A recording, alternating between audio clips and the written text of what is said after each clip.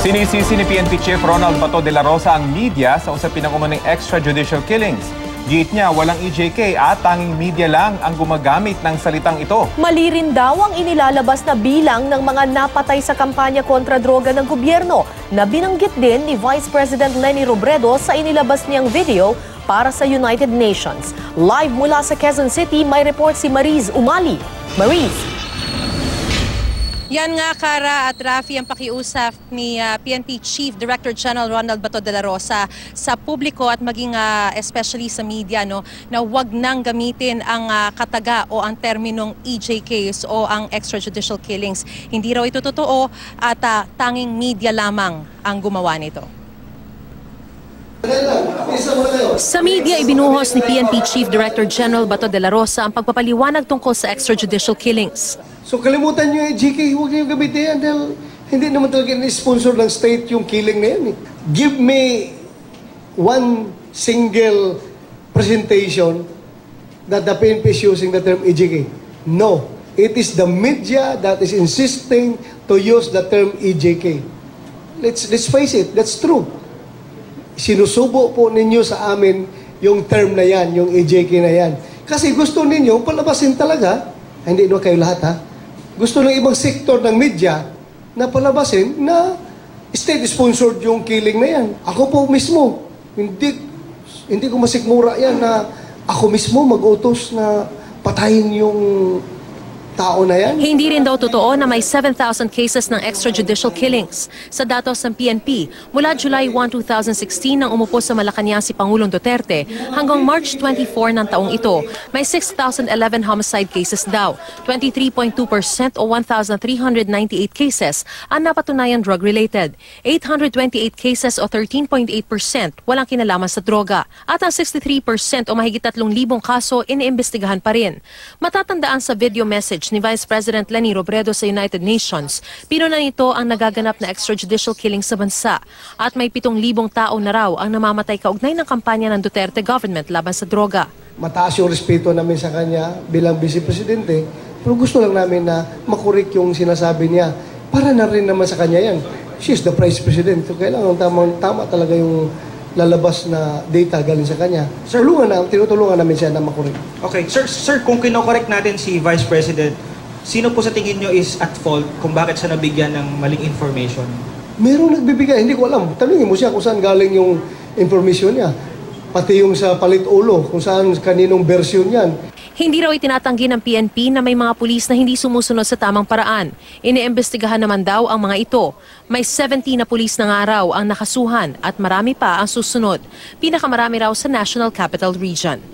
Samantala, kinumpirma ng Quezon City Police District na posibleng drug-related ang dahilan ng pagpatay sa 4 katao na natagpuan sa isang inuupahang bahay sa Barangay Payatas B, Quezon City. Nasa drug watch list daw ng pulisya ang 2 sa 4 na napatay. Wala sa watch list ang 2 iba pa, pero may impormasyon daw ang pulisya na posibleng ginagawang drug den ang bahay. Alas 11:40 ng gabi ng Sabado nang may pumasok umanong 3 lalaking nakabonet at pinagbabaril ang 4 na nasa loob ng bahay. Sa pauna impormasyon mula sa Quezon City Police Criminal Investigation and Detection Unit, may nakitang drug paraphernalia sa bahay tulad ng aluminum foil at lighter. Patuloy ang investigasyon sa insidente. 58,000 pisong halaga naman ng shabu ang nasabat ng Drug Enforcement Team ng Quezon City Police District Station 10 sa live-in partners na sina Sandy Ganancial alias Pandong at Esperanza Martinez na 2 buwang buntis. Aminado si Martinez na nagbebenta sila ng shabu, pero si Ganancial, todo tangging tulak sila ng droga. Dati nang nakulong ang 2 sa paggamit at pagbebenta ng iligal na droga. Karaduda pa ni PNP Chief Bato de la Rosa na posibleng mga drug lord din daw mismo ang nasa likod ng pag-atake ng kampanya ng pamahalaan kontra droga dahil naapektuhan na raw nito ang kanilang mga negosyo. Kara? Alright, Marie, saan ba nanggaling itong datos na 7,000 na yung napatay sa kampanya kontra droga? Kasi alam naman natin na regularly naglalabas din ang PNP sa media ng datos kaugnay ng Oplan double barrel. Hindi ba ito tugma doon sa 7,000 na napatay? Yes, tama ka, Akara. No? Magmula ng ilunsad nga itong Oplan Double Barrel, naging alpha pa yan at nang suspindihin at ma-relaunch bilang Double Barrel Reloaded, ay very regular yung ginagawang pagbibigay ng Philippine National Police ng data. Posibleng nanggaling yung 7,000 na data na yan dun sa bilang ng mga namatay na mga drug personalities from legitimate police operations, which is around 2,000 plus, at yung mga deaths under investigation na nasa 4,000 plus. So kung susumahin yon, aabot nga siya ng around 7,000.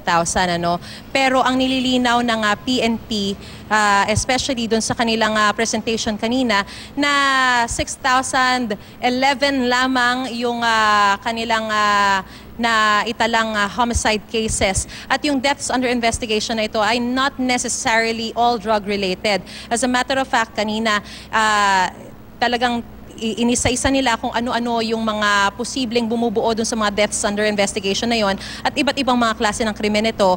And gaya nga na naibalita natin, aabot lamang sa 1,300 plus yung drug-related cases out of the 6,011 cases na homicide o yung bunsod ng mga pagpatay na ito, Kara. Alright, merong mga pulis, 70 to be exact, na nakasuhan sa kampanya kontra droga lang ba ito? Yung 70 na yon na nakasuhan, Kara, ay drug-related yon. Ang ilan sa kanila ay